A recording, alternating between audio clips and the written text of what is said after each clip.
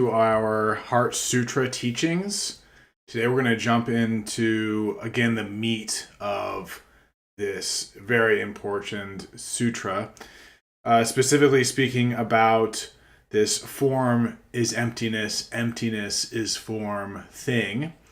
Last week we went through the first main part of that, talking about characteristics, arising, ceasing, stain, not without stain, and then also really focusing on different ways of viewing form is emptiness, emptiness is form in union.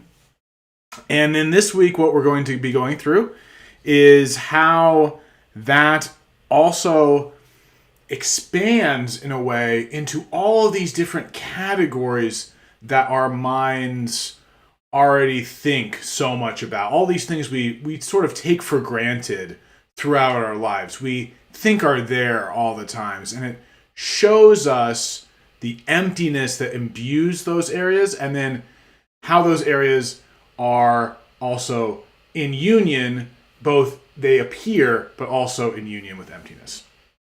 So like previous weeks, we're going to go through a brief introductory prayers so we can create great causes and conditions for this teaching to both be heard and spoken in a way that is the most powerful and resonant for each of our minds.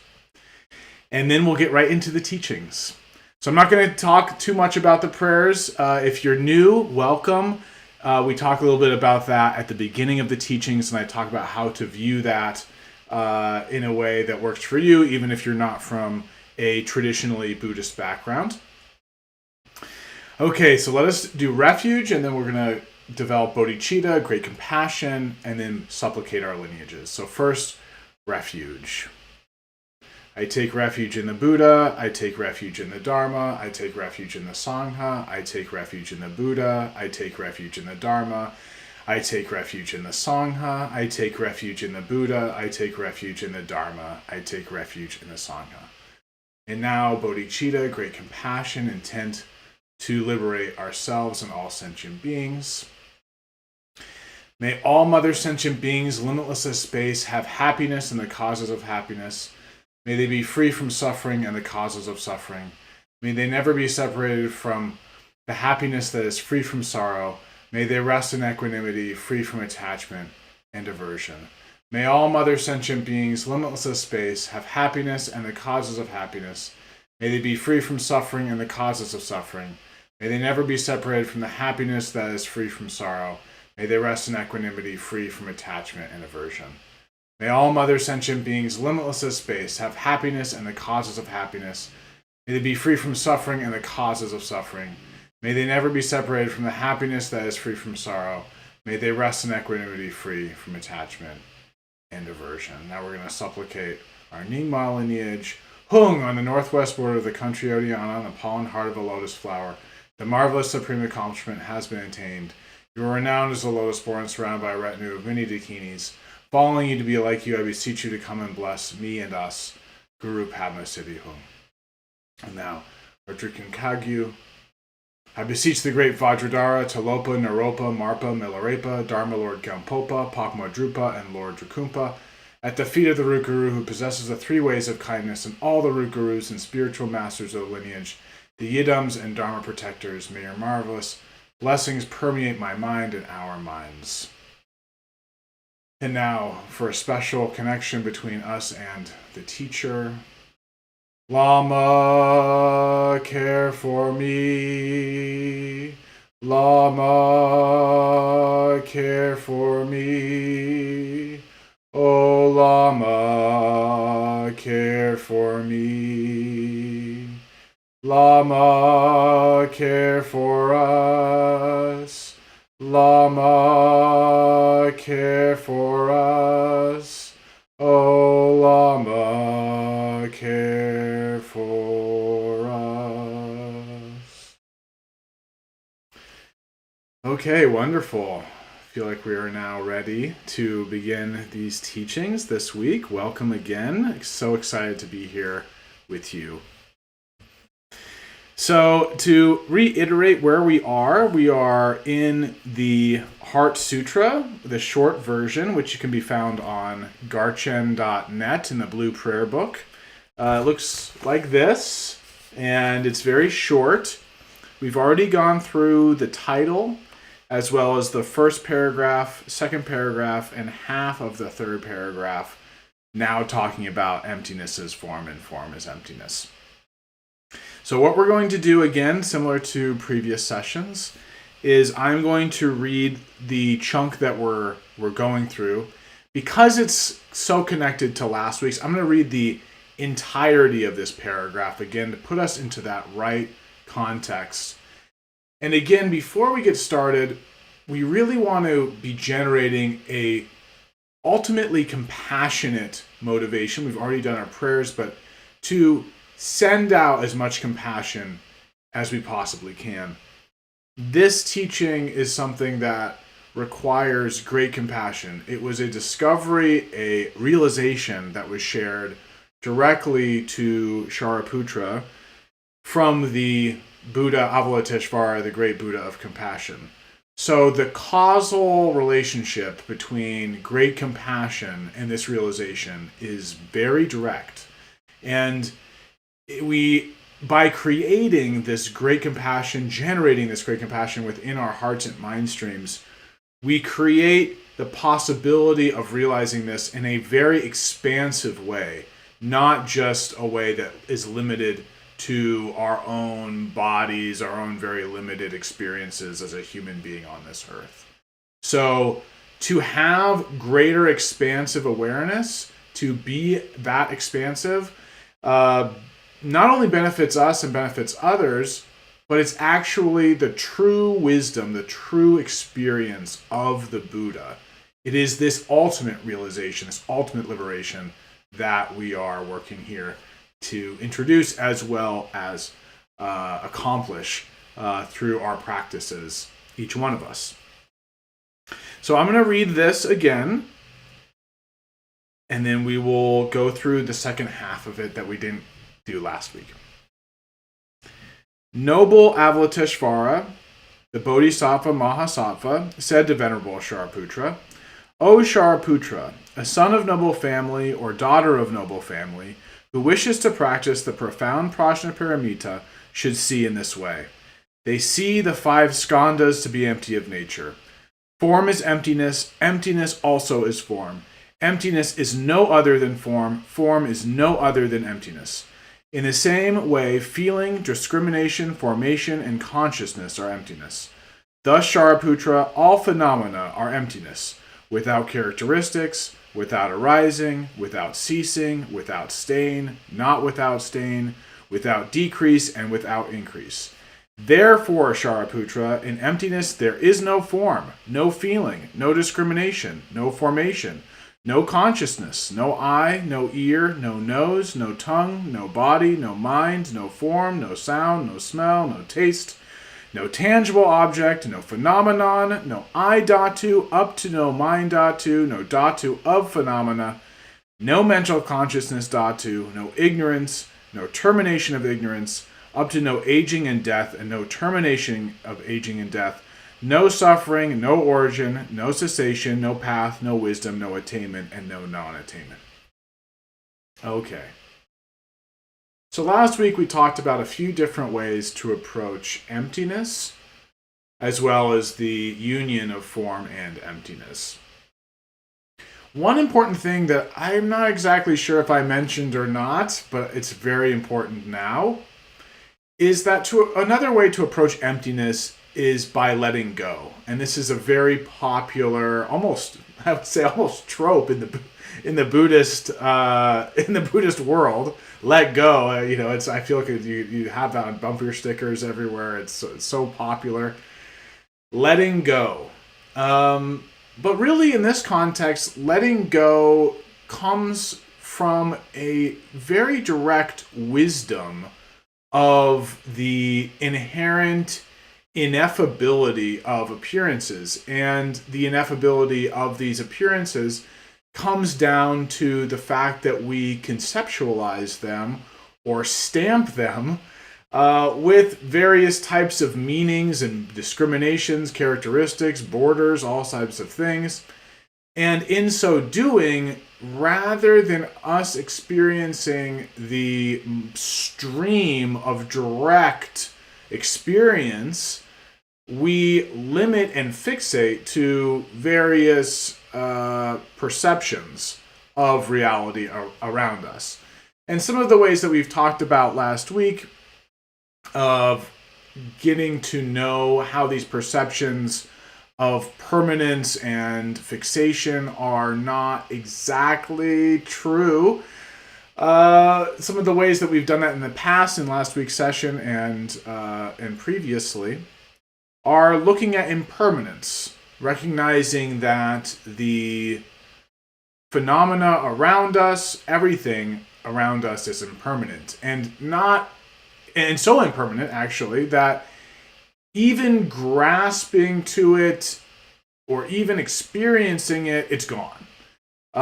We think, oh, this is my nose, for example, and it's gone. We'll get to each of these in a moment, but as a preview, this is my nose, and then all of a sudden, that nose is different. It's a different nose, than 1 microsecond ago. It has different molecules surrounding it. There's different, the differences of the blood vessels pulling things, nutrients and things into it and then out of it. Also, what it's smelling is different. One moment it's smelling one thing, the next moment it's smelling another thing. The sensations that are surrounding it are different. And so when we start to look at the transience of these micro moments, we recognize the moments that we experience any of this stuff, or even conceptualize any of this stuff, the moment has passed. Now we still are conceptualizing about something that has changed in that moment, in this very moment now. And this is this nature of becomingness, this transience that makes up our reality and everything that we experience within this reality. So we've approached it like that. Once we start to recognize this, we can actually start to let go of these types of fixations, because we start to notice that our fixation isn't the truth. We've thought that it's like fact, but it's not fact.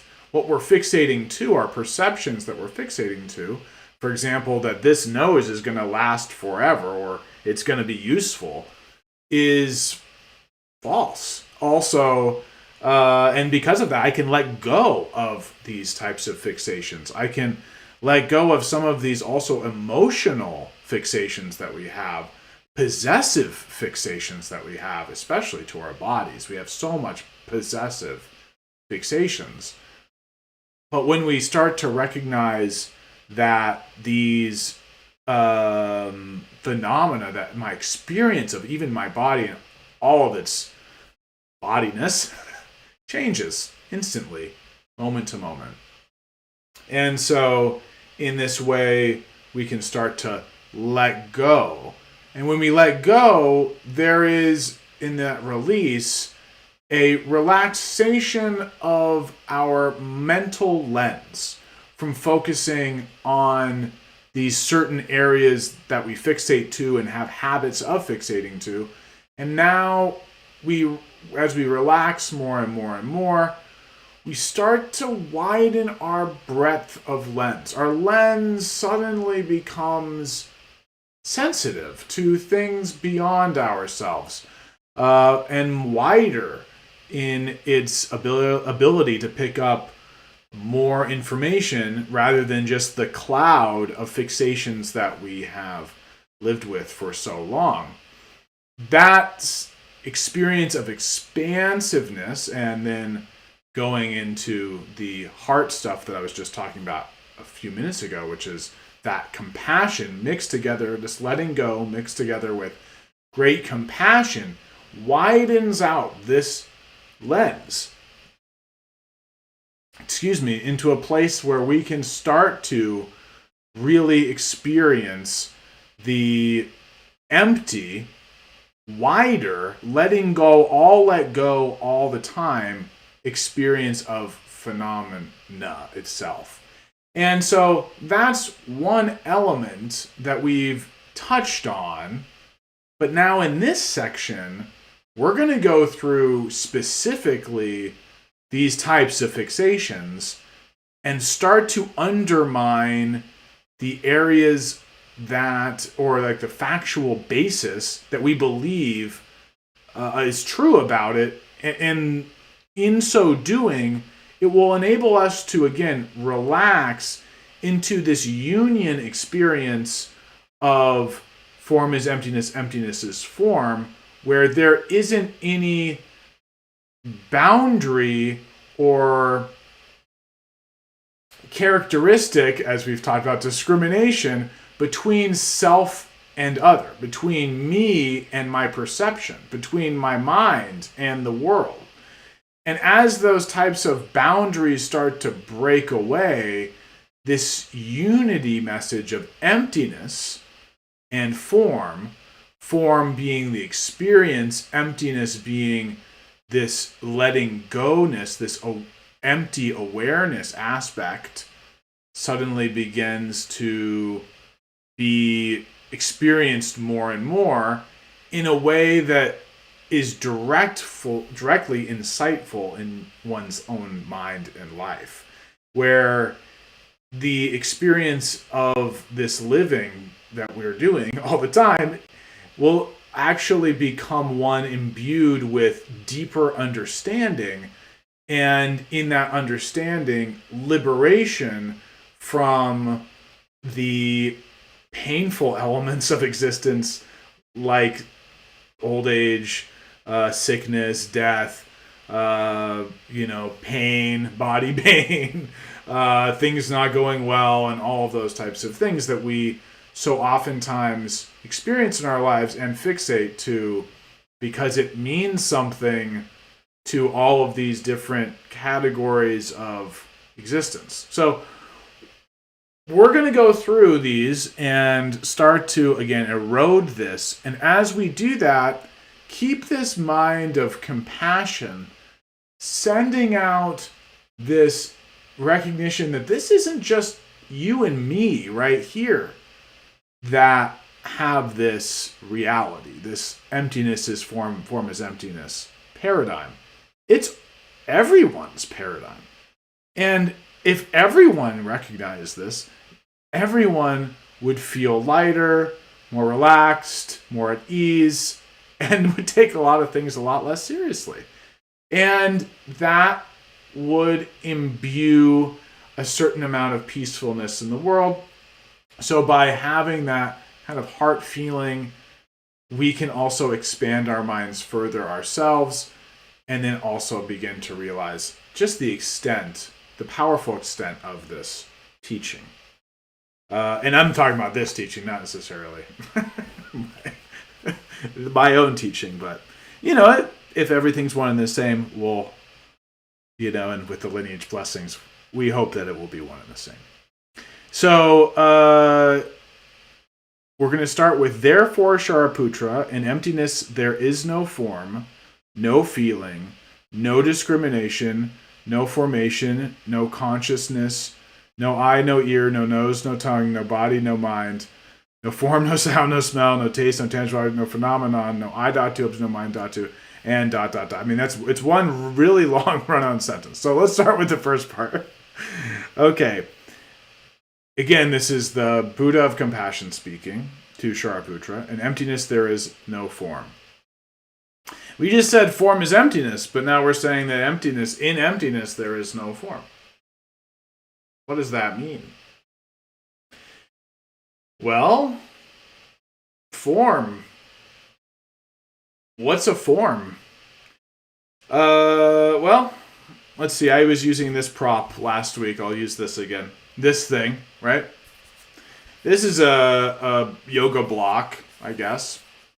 And on your screen, you might be able to perceive where this yoga block has its borders, right? There's a blue quality to it.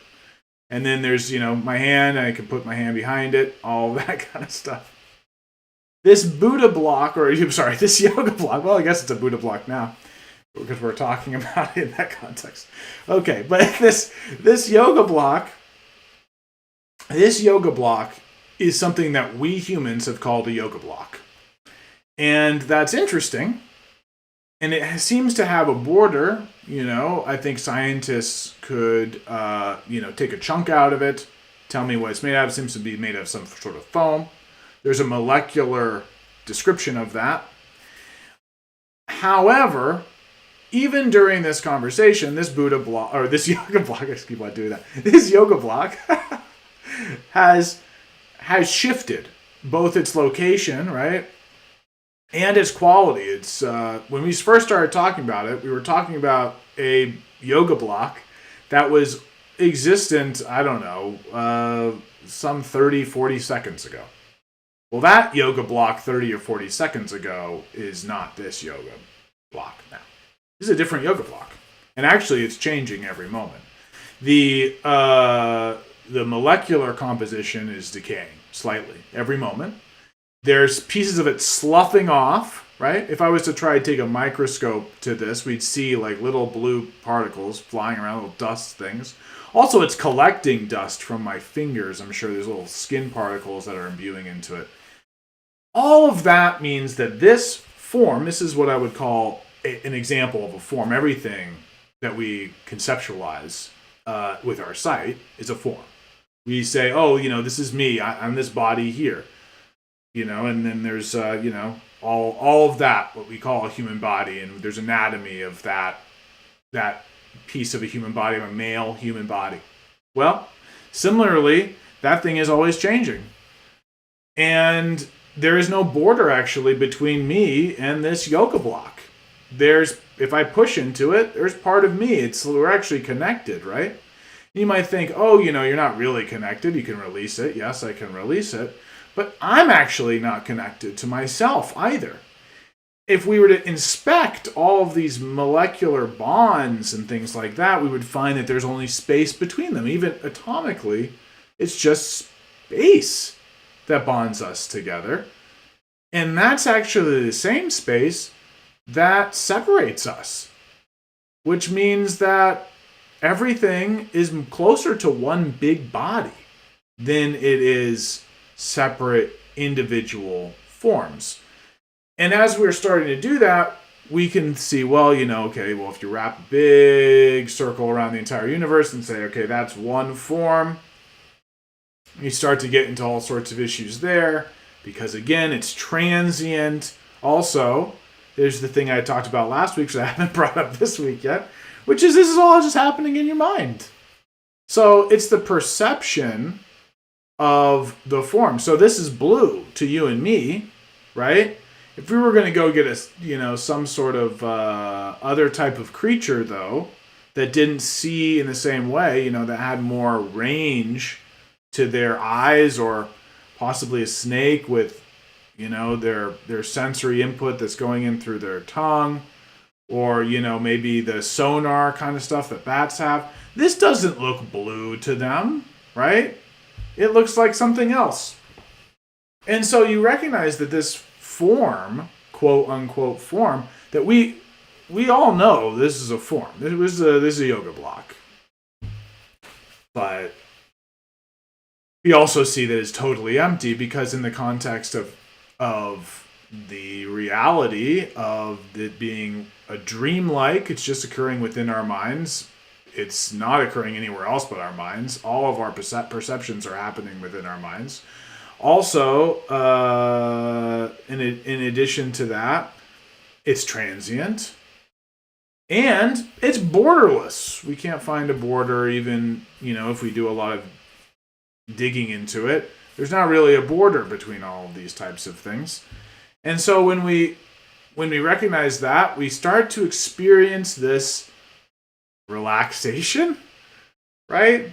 We relax, our minds relax. We start to see this emptiness quality, this ineffable aspect, that this isn't what we thought it was. It doesn't have identity. and it's identityless.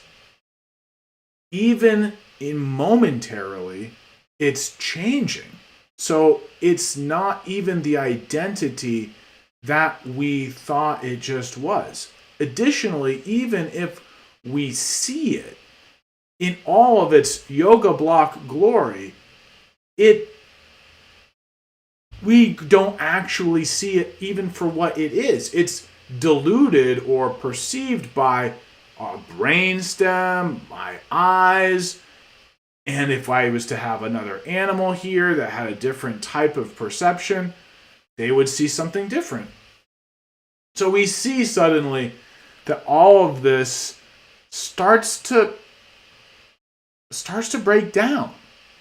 But it appears too. So even though there is no form, there is no discrimination, there's appearance. So there's just raw experience. It's raw. So it's in union again, emptiness and form, even though the form aspect is not really true.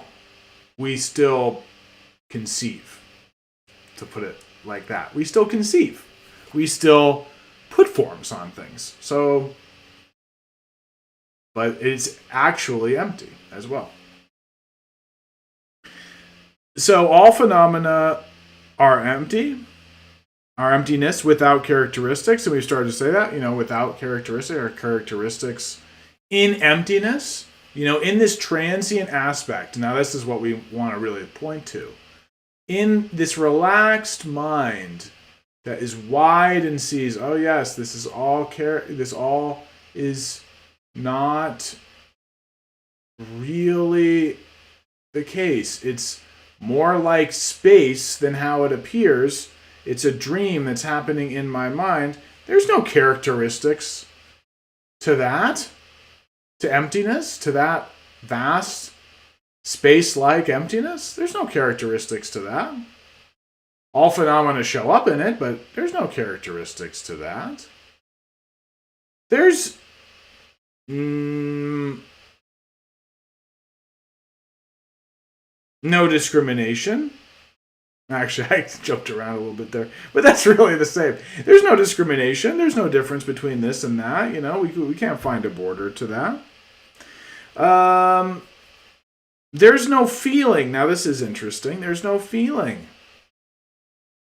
If you let go into this great expanse of emptiness, you say, oh yes, there all of these types of constructs are only fabrications. You start to really relax. You can also see, hey, your feelings are the same. These sensations inwardly are just the same as these. One moment we feel one thing, and then the next moment that changes, right? Maybe it changes in our central bodily area, what we would call our central bodily area, and it starts to change. As it changes, then all of a sudden we call that something. Oh, that's elation. I have a smile on my face. Or, oh, no, that's sadness, or that's fear, or whatever.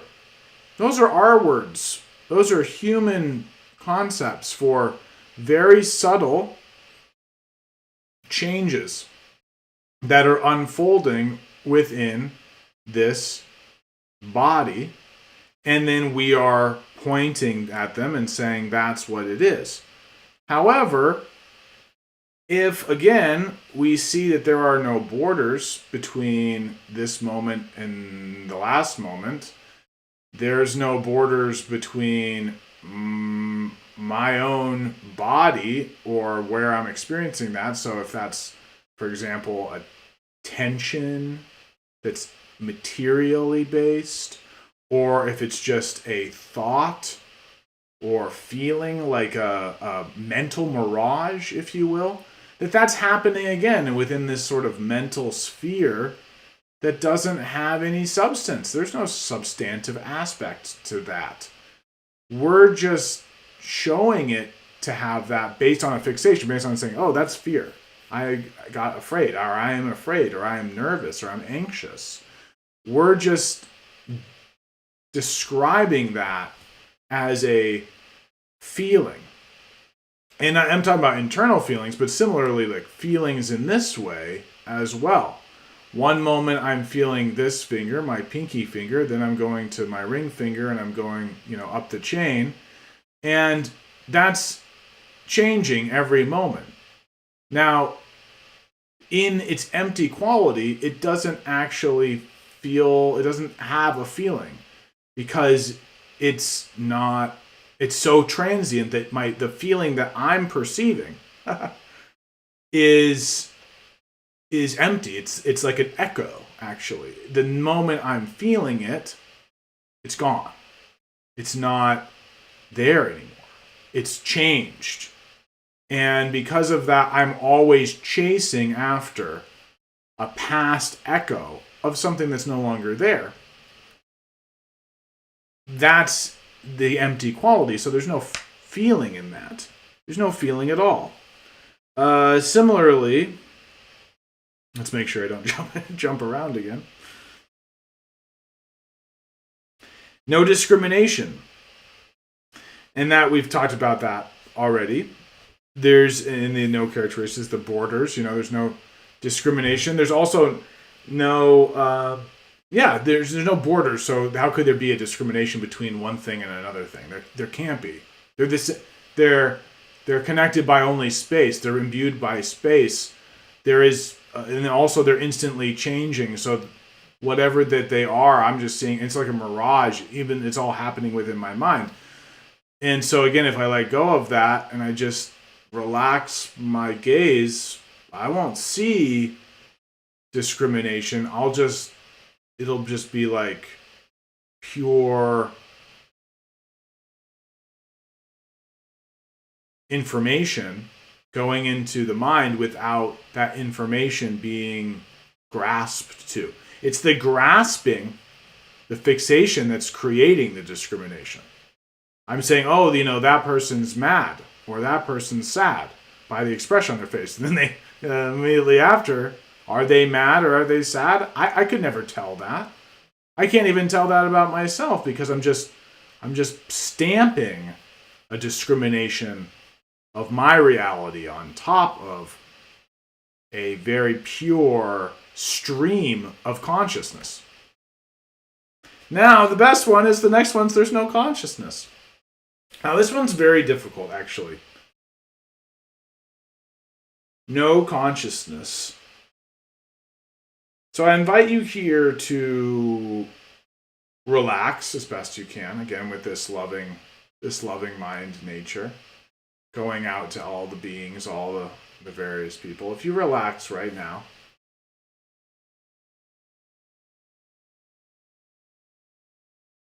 there is a perception of consciousness.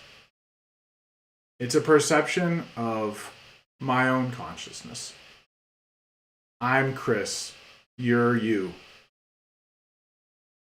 We both have our consciousnesses, we think. I have my consciousness. This is my experience, my momentary experience.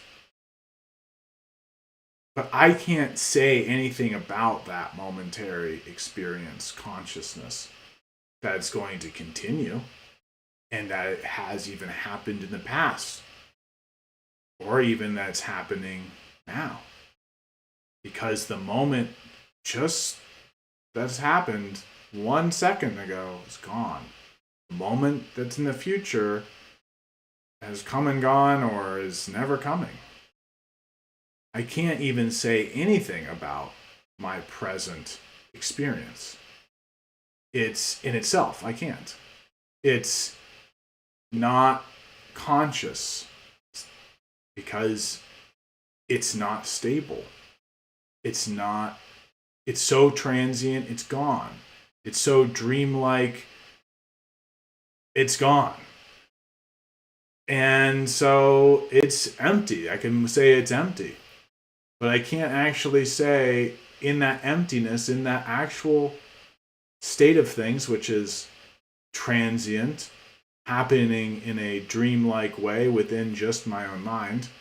And my own mind being the same as your own mind, just within our own minds. It's just entirely, nothing can be said about it. It's ineffable. Because I don't know a consciousness. What consciousness means is an actual continuum. It's like, oh yes, I woke up today, then I want to go to sleep today. That's a continuum of consciousness. Now, we hope that there's a continuum of consciousness for ourselves, but the reality is that even the continuum of consciousness, or the stream of consciousness, the way I just described it, is illusory, because nothing ever arises within it. It's only stable in the absolute present, but in that absolute present, there's nothing to be found. No I. No I, this one. So no I. No ear, no nose, no tongue, no body. Let's start with that. So, again, it's similar to this yoga block. But to go through all of these various things, I'll try to do them very quickly, so as not to bore you.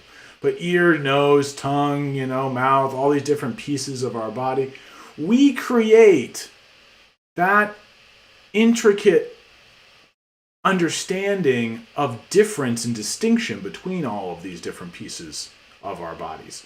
There's no distinction. If I chopped off a piece of my nose, let's say I chopped off all of my nose, and then which would, be troubling, I think, to a lot of people.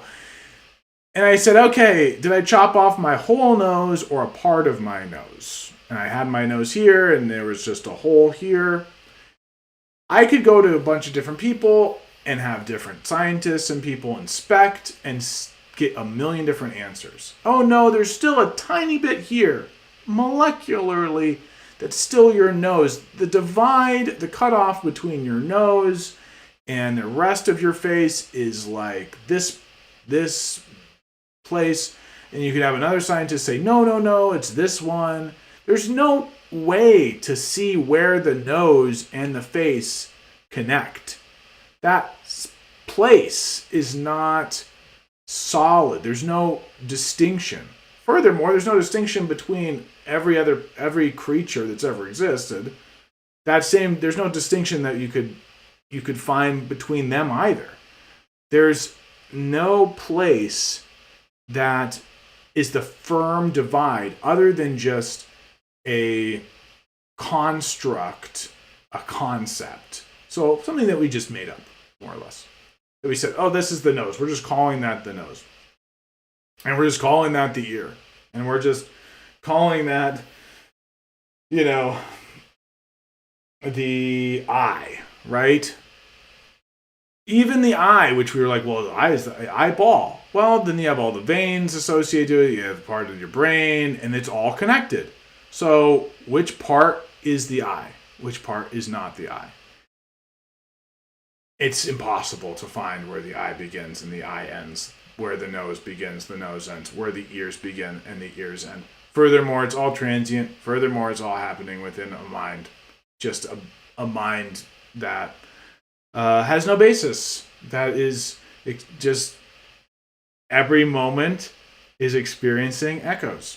So in all of these ways, in this emptiness, there is no place to find a real ear, no place to find a real nose, nowhere to find, a tongue, and no place to find the body. Because again, the body, right here, you'd say, well, this isn't part of my body, most people would say, but actually it's connected, right?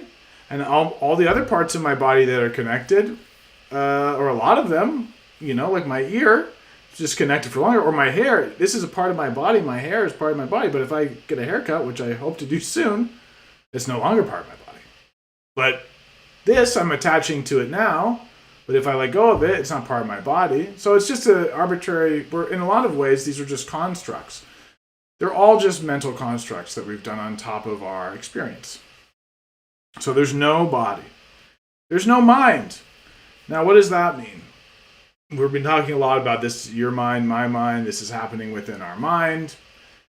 And when I'm saying mind, I'm saying really meaning our experience, our awareness.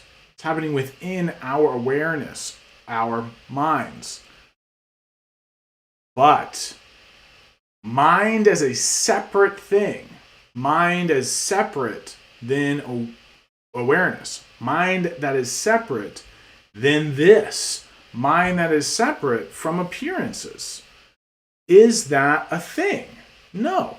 There's no mind that's separate from everything else. There's no taste, or there's no tongue that's separated from everything else. There's no mind to be found. You can't find the mind. Go find the mind. You can't find it. There's no mind to be found. So in emptiness, there is no mind. There's no form. We've talked about that. There's no sound, no smell, no taste, no tangible object. So this is again getting into our 5 skandhas. But again, our sound, it's echoes. It's immediately coming and going, gone. It's also happening in this experience, this awareness that is only getting like this transient echo-like thing in the awareness, this mind that we're looking at. We can't find the source of this mind, the source of this awareness. There's none of that. So the sound, the smell, the taste, not anything there in that transient emptiness, this echo-like, dream-like emptiness. It's not to be found there. No phenomenon. So again, phenomenon, that's just one type of momentary experience. There is no momentary experience. The moment we think there's a momentary experience, it's gone. It's changed. It's like, oh, new one. Oh, wait, no, that one's gone too. Continuously, forever. So it's gone. It's empty. You can't say anything about it because it's gone immediately. So there's no phenomenon that actually is stable, that actually truly arises in a way that can be grasped. No, it's not. But we say that it is. We say that, oh yes, we can grasp that phenomenon. That happened to me. But other than in a mental fixation and fabrication, there's no proof that anything has happened. It's all within the mind. No I dhatu up to no mind dhatu. So dhatus are interesting, and these are various subjective, the way I would describe them is various subjective experiences or experiencing categories. So in the mind. So if you start to do a lot of categorizing about the mental experience, the experience of our consciousness, of our individual human consciousnesses, we have all of these different types of sensory input, as well as then mental input and feeling, emotional input, and all of that inputs into this experiencing mind, quote unquote. And in the mind itself, its quality, that's a dhatu as well. And then you also have, then if you take all of it, it's like space is all you can really describe it as. But even that, we're again describing the ineffable, and so that is a subjective aspect as well. So when we go through these dhatus, we're not just talking about the eye. We're talking about the eye and the seeing aspect and the experiencing of the sight aspect. So everything concerning both the experience of having an eye, like this kind of eye, having an eye, and then also experiencing sight, and then experiencing all of the colors of sight, all of the sensory input of sight. So all of that then makes up this dhatu concept, this dhatu category, I guess, for lack of a better word.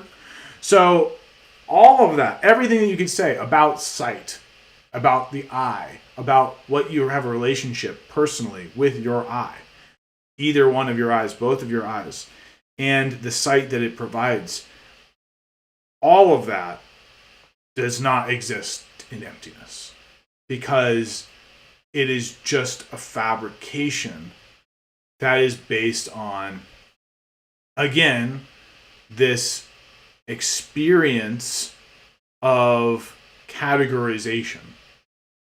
We fixate to, oh, my eyes and my sight, and we then have that experience insofar as we consistently are experiencing it. So every moment it's like, oh, I'm having a sight, right? I see this as blue. If I look at it, I see it as blue. So I'm seeing it as blue, we think. But the reality is, even when we think we're seeing it as blue, it's not being seen as blue by any eyes, because the eyes and the blue and the experiencer and the experienced aspect is all happening in an empty, ultra-transient, echo-like way, dream-like, echo-like way. And that means that the moment I'm saying that I'm experiencing it, what I'm experiencing is different than that of which was just speaking of. And I know this is oftentimes very hard to wrap our heads around, but again, if we relax our mind and we feel very open, then what happens is we start to see that things are shifting ever so subtly. And we stop being fixated to our, for example, in this case, our eyes and our sight. We can see sometimes how if I'm sitting here and I'm looking outward at you and I'm relaxing, now all of a sudden I can think, I can visualize something differently. I can visualize myself on a beach. There's all sorts of meditations that are like that. Oh, you're on a beach, right? And all of a sudden my mind is having a sight of a beach.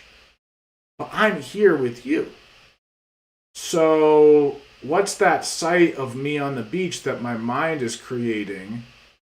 And then at the same time, I've lost full access to the sight that's here, my eye dhatu. I've lost access to it.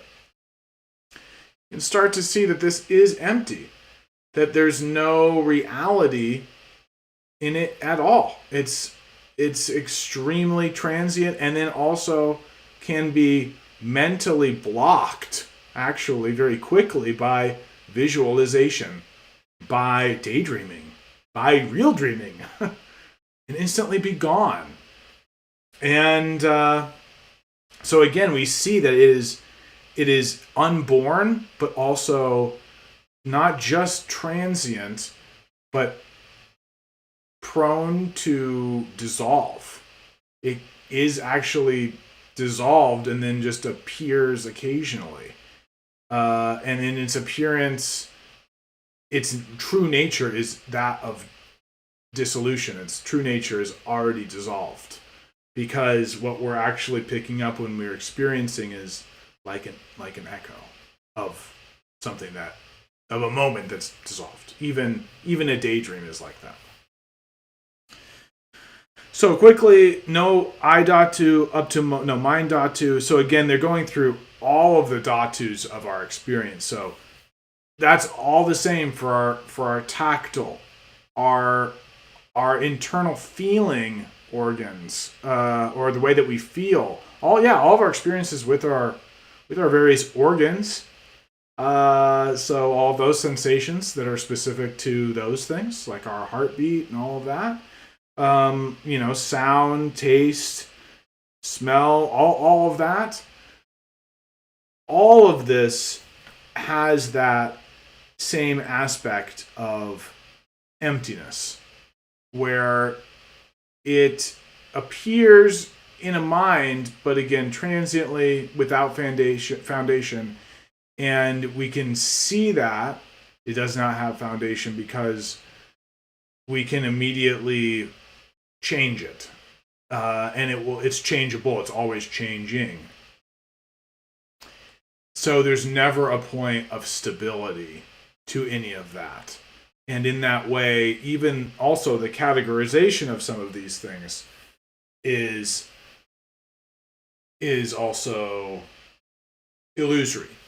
And this is something that is a bit difficult to describe to sober people, but the reality of the sound and taste and eye, all of those things can also have overlaps. So you might experience a certain blush to the visual field when you taste something sweet, for example. This is very subtle, but something that, there are certain psychedelic types of experiences that people have where they can experience that. But also in meditation, people can experience this same type of thing, where there are overlapping components to all of this. Actually, it's not like there's 5 senses. It's like the 5 senses start to blur together.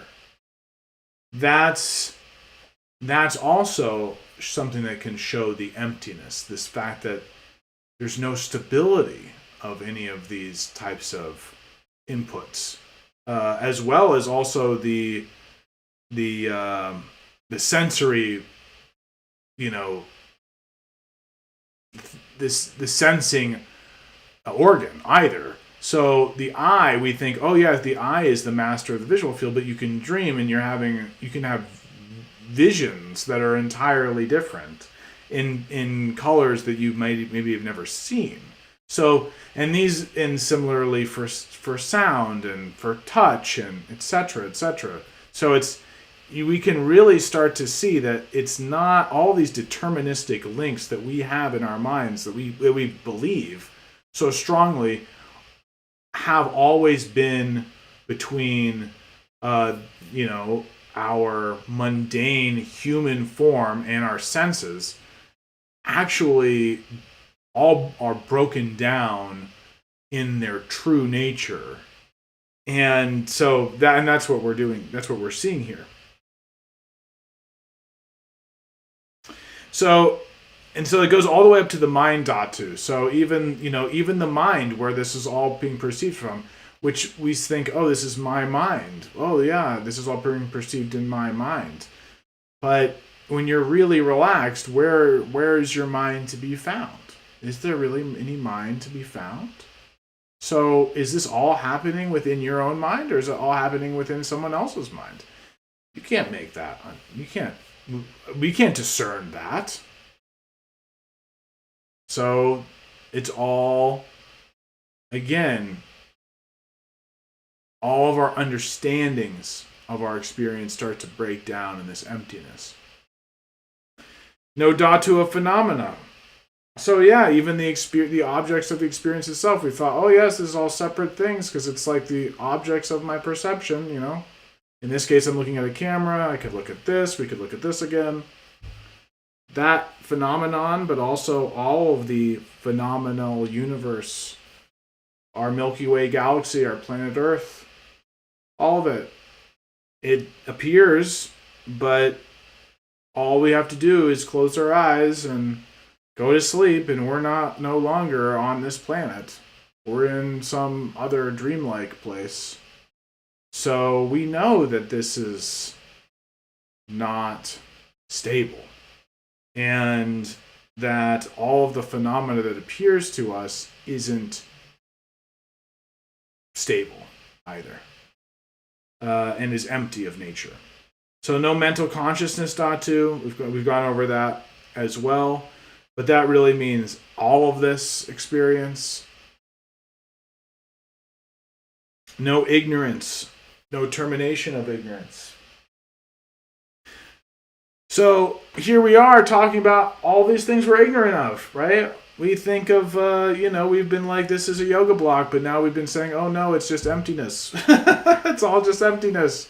Emptiness and form are the same. It's all emptiness. And that might make us feel pretty ignorant, like we've been ignorant for a long time. But guess what? In emptiness, there's no ignorance. Because there's no discrimination between a you and a me. There's no discrimination between a self and another. There's no discrimination between phenomena or between where the perceiving of that phenomenon occurs. All of that is empty. So where awareness and unawareness, what's the difference between ignorance and not ignorance in that context? There is none. And then no termination of ignorance.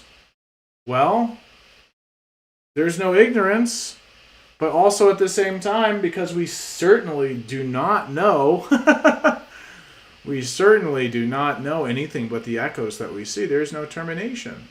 The only thing that we're experiencing is the echoes of reality that's never occurred. So there's no termination of ignorance either, right? Because we're always going to be ignorant about what phenomena is around us, what we're supposed to be doing, what's happening, all of that, because we're not getting current information, and even the information that we're getting is all within our own minds. It's not founded in any other place. So it's not actually information that we can truly do anything with. So we're always going to be ignorant. There's only ignorance. Up to no age. So we just said how there is no ignorance, and then how there's no termination of ignorance. And then up to no aging and death. Well, yeah, in emptiness, there's no aging and death. In this momentary emptiness, there's no aging and death. But also, now this new forms, and the emptiness is imbued with that.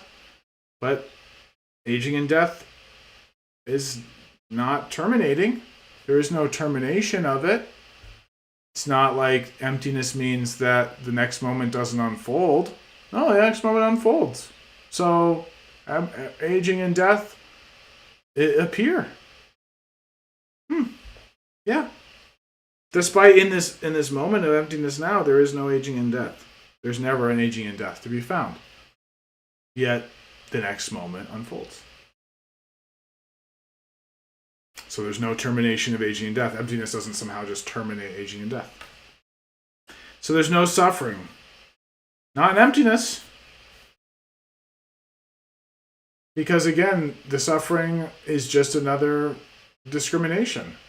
So there's no real true suffering anywhere. Suffering is to discriminate and say, oh yes, that's suffering there. Well, there's no suffering. Unless we say there's suffering. Because it's all empty. Besides a fixation to suffering, there is no suffering. There is only this momentary ineffability. No origin. I know we're almost to the end of time, so I'm going to go through these last pieces very quickly. No origin, no cessation, no path, no wisdom, no attainment, and no non-attainment. Yeah, so there's no origin of this because there's no past. The past is gone. So right now, here and now in this emptiness, there is no origin of it. It's just present, but fleeting and gone. Unborn present. That's maybe the best way to describe it. Unborn present. And then no cessation, because the next moment's always come. So no cessation, no path. No, there's no path. There's just this momentary, fleeting, ineffable, unborn present. There's no wisdom. No, there's just this unborn, ineffable, unborn, present, unborn, ineffable, present. that's fleeting. And then there's no attainment. No, because, what can you attain besides that? It's always going to be that. So, and then no non-attainment.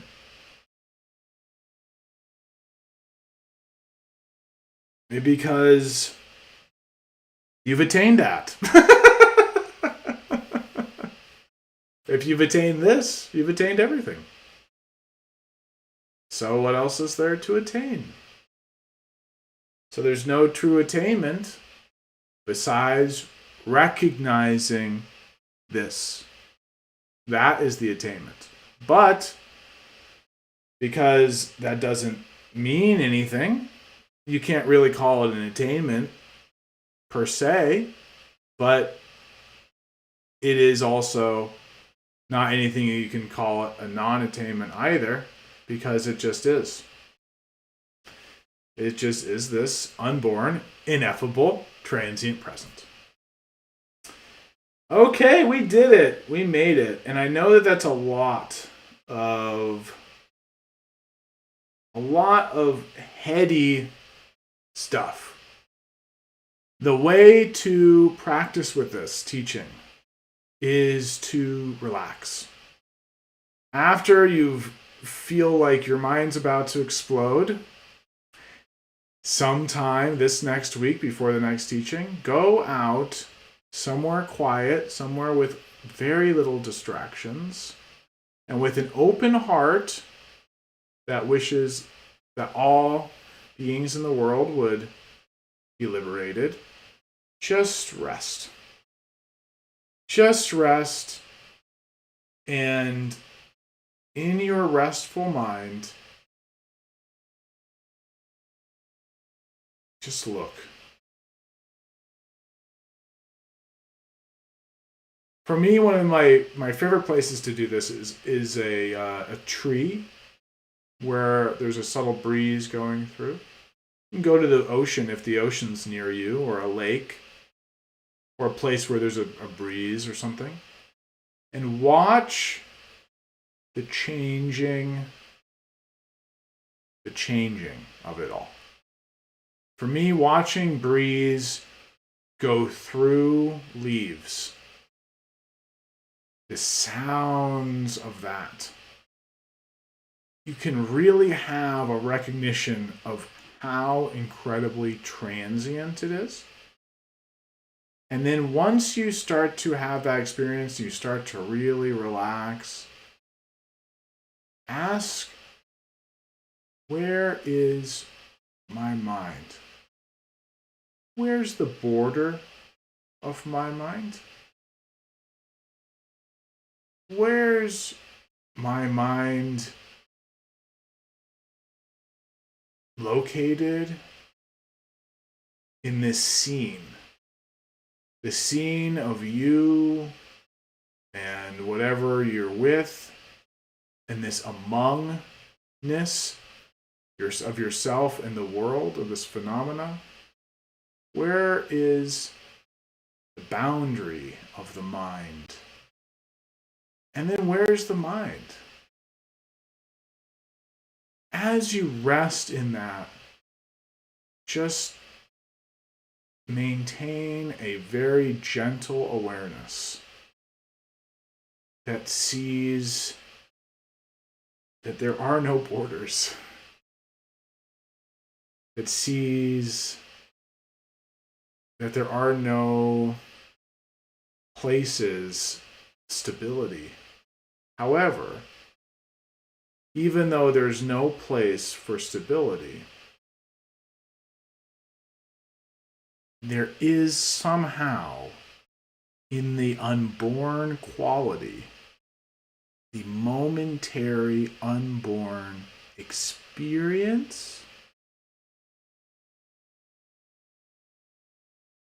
a vast, vast emptiness.